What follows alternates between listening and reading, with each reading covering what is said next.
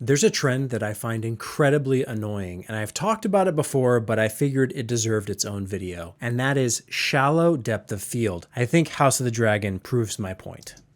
Even the logo is blurry. So here we have House of the Dragon Season 3, and this is an awesome show. The special effects, they're great, the CGI, the acting, the makeup, the wardrobe, it's all phenomenal. But the problem I have with this show, and many other shows like it, and plenty of movies, is the extreme shallow depth of field that I feel like is 50% of the shots. So here you can see one of the classic blurry backgrounds. This isn't even the worst the show gets. And it points out something else extremely annoying is how dark everything is. This shot is so underlit, I can't hardly even see what's happening, and this is constant throughout this show and many others like it. So we get these awesome CGI shots, King's Landing with all these dragons, and of course you have your actual actors and extras and these big environments that are just awesome, and there's certainly shots that are compelling. This one is kind of desaturated and a little underwhelming. It's a lot of gray and visual mud, but at least I can see what I'm supposed to be looking at, which is this big army with a dragon. Okay, I have some visual context for what's going on. I wish it had a little bit more color, but hey. And then we get the shot of Ormond, which is this close-up on his face, nicely lit, still kind of desaturated, and we get this extreme shallow depth of field.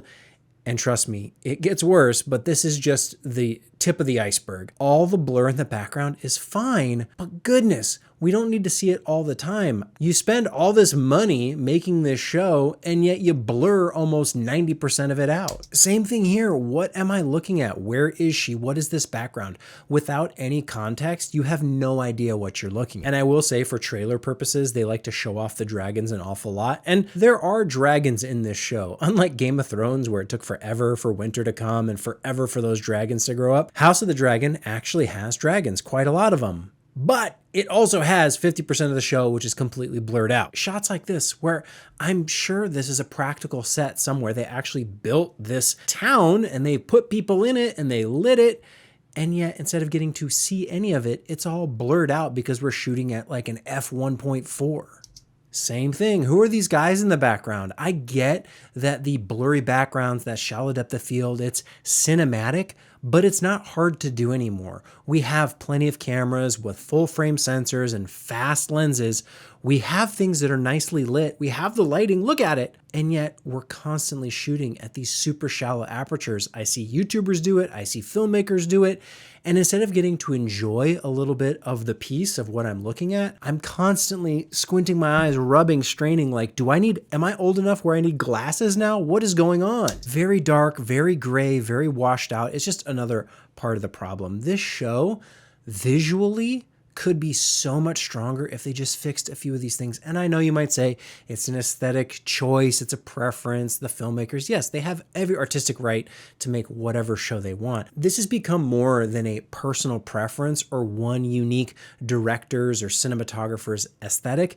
This is everywhere all the time now, and that's why I think it's so annoying to keep looking at. So many shows, so many movies are plagued by these simple problems. Lots of close-ups on faces, just where we're zoomed in really, really tight. It's almost claustrophobic feeling because I feel like I'm just in this room looking at this one person's face. Like, give me some visual space to breathe. Another one of these extreme close-ups where we're showing, yes, the actors and how great they are of acting and crying and look at the emotion on their face, but like, give me some breathing room. I think this is a look that you can use for intention, for impact, for emphasis when you want to really make the viewer feel. But when it's overused like this, it just becomes visually exhausting. And here's another place where this shallow depth of field becomes a real problem. There are so many inserts and close-ups of details where so much of it is blurred out and out of focus that you can't really tell what it is. Yes, we want to know that this is a sealed letter, and so the stamp is important, but we can't really tell the detail on that stamp. This happens again later in the show with a coin, and it's very important, the face that's on this coin. And so much of it is blurry and out of focus, and you can see even the filmmakers struggling to like, okay, we got to film it just right so you can actually see what's on this thing. Stop down your aperture, get a deeper depth of field, and you have more in focus. And here we have some nice compositions where we get more of that medium field of view, but very bland, very washed out, no real contrast. There isn't anything black in sight. Everything is gray. Dark gray, mid gray, light gray, no whites, no blacks, everything's just gray. Some more shots, nice, but low contrast, extremely low contrast. What am I looking at here? This could look great. Where are the edge lights? Where's the theatrics of something of this scale, something so epic? Instead, it feels very dark and moody and subdued, and yes, that's fine. I get that it has a time and place, but really, this is everywhere now. We're seeing it so often that it just becomes a chore. Look how shallow this is. Nothing is in focus. The lip of the cup is in focus, and that's it. And you might say, well, that's how you shoot a nighttime scene. You got to open up the aperture to let more light in. I know that they can afford lighting on this show. Okay, this is, yes, a visual choice, and I find it incredibly distracting because I can't hardly pay attention to what's on the screen because it's so blurry. But here's where things get interesting. Because of this shallow depth of field, that blurriness is exaggerated the bigger screen you're watching on. So if you watch something on a small screen, like something like your phone, you're gonna have less of that blur. Whereas if you look on a larger screen, like your television or your desktop monitor close to your face, you're gonna have more of that blur pronounced. And it's very much down to your perception. How you're watching matters. And I almost wonder if this is an aesthetic choice that's been embraced because so many people are watching on smaller screens. They want to exaggerate that cinematic aesthetic, and they know a good portion of people will be watching on mobile. So they exaggerate. They shoot with that extreme shallow depth of field to really maximize the blur on a smaller screen. But on a bigger screen, especially a large television, it's like everything is a blur. If you look at movies from the past, something like this would have been pretty much unacceptable or only used very, very rarely. It was common back in the day to have the actor's full face, front to back, in focus. And they actually made lenses where you could set the depth of field based on your aperture. They were markings on the lens. So you knew that if I was shooting at f4, okay, well, this range from, 2 meters to 3 meters, that's going to be in focus. You could actually guarantee that, dial that in on the lens to make sure that everything in that field of view was in focus. That is your depth of field. It's a quantifiable distance. That depth of field matters, and you can put an entire head in focus if you get your settings right. Now, maybe you think something this blurry looks more cinematic, more premium, more expensive, but I think it's kind of a cheat code we've taken too far. In the early days of digital, we were trying to get that blurry background effect, and then things went full frame, and so everyone was doing it with the DSLR revolution, to the point where now everything is blurred out. And I feel like it's gone too far. If you look at movies and TV shows of the past where more is in focus because they're intentionally shooting with a proper depth of field and you can actually see the extras, see the background, see the lighting, the wardrobe, all the stuff, that to me feels more cinematic. That to me feels more premium. This actually feels kind of cheap and amateur and indie in today's world where everyone can do it with any camera they get at Best Buy. The other tricky thing when it comes to color grading is that there's so many different monitors and picture profiles out there. Everybody's got their TV calibrated differently. The display on your phone doesn't match what you're watching at the movie theater. It's a mess. And if you're trying to color grade anything of your own, trust me, the monitor that you're looking at and how you're dialing it in to get it perfect won't ever be seen that way by anyone else. It's kind of a fruitless endeavor to try and get perfect color.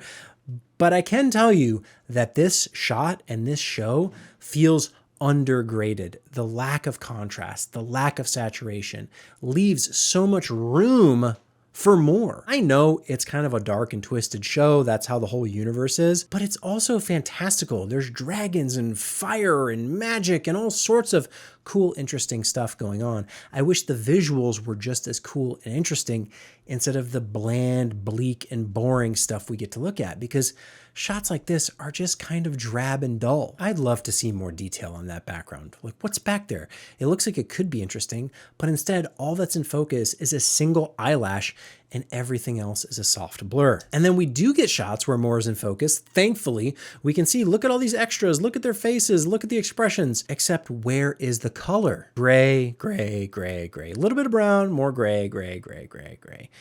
And that is fine. But when everything looks this way, it's very numbing. Even the difference between his green cloak, I think green cloak, and the reddish orangish dragon and the tannish brick, like all these colors just kind of blend together into one uniform palette of malaise. Thank goodness for edge lighting. Look how good this looks. That nice little kicker there on the back that's lit up. Bring more of that life and energy to the visuals of whatever you're doing or whatever you're watching. It's so nice to look at. Just edge lights alone, it's just delightful. And you might say, well, that's not realistic. That's not what lighting does in real life. And I say, who cares? It's what looks good. Instead, we get this stuff where everything's just washed out. There's no separation between the actors and the background, and it visually all just runs together. What are we looking at? I've never seen an ocean battle look so boring and dull. I'm in a cloud of gray smoke with some little bits of colorful fire, but where's the water? Where's the sky? Okay, you might say, well, that's what it would look like if there was that much smoke. But I've seen wildfire footage of real life that's incredibly shocking because it looks so spectacular. Granted, what's happening is bad, and this should be the same thing. I want a visual spectacle for my eyes to consume while I'm enjoying the story that's being told, even if it's dark and sad and people are dying and bad things are happening. Still, bring me into that story with the visuals. These visuals make me remember, I gotta rub my eyes, check my eyesight. Do I need to go to the doctor? Do I need an eye exam? No, that's just what my screen looks like. Yeah, that shallow depth of field might look nice for a shot, but when you use it so much over and over and over again, like a cinematic crutch, it becomes obnoxious where everything just looks the same. Blurry backgrounds, everything out of focus except for the eyes. Okay, we get it. We get to see them acting, but I don't get to see anything else. Like, there's these kinds of shots that, I don't know, maybe that signifies nighttime to you and it's dark, and yes, but I honestly couldn't even tell you what this was. And I've seen this episode. I know this shot, what this is from, but visually, I couldn't tell you who those people are, which one was which, what's exactly happening. There's some bats, I think. Other than that, it's like, yep, they're at a castle, but like, how many people are even in this shot? 2? Is there a hidden third? You could put Where's Waldo in here and no one would ever find him. Again, another one of the, like, is everyone, they just love to be in rooms where there's no light at all? Everyone wants to live in a cave and a catacomb. Is that how they built castles, to be dark and dreary and gloomy? I've been in castles in Switzerland, and from what I recall, you could see light came in through the windows. It was bright. It wasn't pitch black like whatever this is, where you can't hardly make out anything.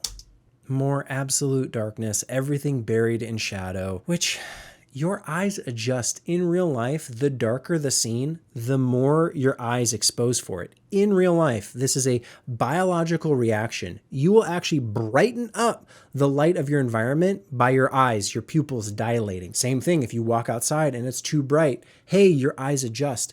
And we should be doing the same thing with our cameras and with our color grading, with our lighting. Even though it's dark, you should still be able to see. There can still be contrast. There, you can get the gist of, oh, it's nighttime. It can look like nighttime, but still not be buried everything in the shadows. Our eyes adjust naturally in real life, and our visuals digitally can adjust as well. More super duper shallow depth of field where whatever set this is doesn't get any time to shine because we can't even see it. Shoot me! Another one, she's in a room somewhere, blurry background, but hey, we get to see the actor acting. Great, awesome, cool. I want to see the sets and the wardrobe and all the other stuff. That's cool too. And yes, we do get to see it from time to time again, but so much of it is washed in this blurriness where it looks like the cameras are broken. It looks like the lenses are set on improperly just because of how ridiculous and over the top it is. And here we get it on full display. The extreme, everything buried in shadow. Thankfully, we do have an edge light for this shot, because if you didn't have it, you couldn't see anything. You know, we get the blurry backgrounds. It's exhausting to look at visually over and over again when it's every show, every movie, everything is shallow depth of field, dimly lit, no edge light, just color graded to just desaturate everything. Give us some visual relief. Give us some medium shots, some wider shots. Give us room to breathe so everything's not so claustrophobic. Give us that deeper depth of field so we can see more and appreciate more of the visual spectacle. Let's just light it so we can actually see what we're looking at. These are small things that were perfected years ago. And because of a variety of factors that I don't have time to get into right now, but the technology has made shooting like this so easy. And so everyone does it.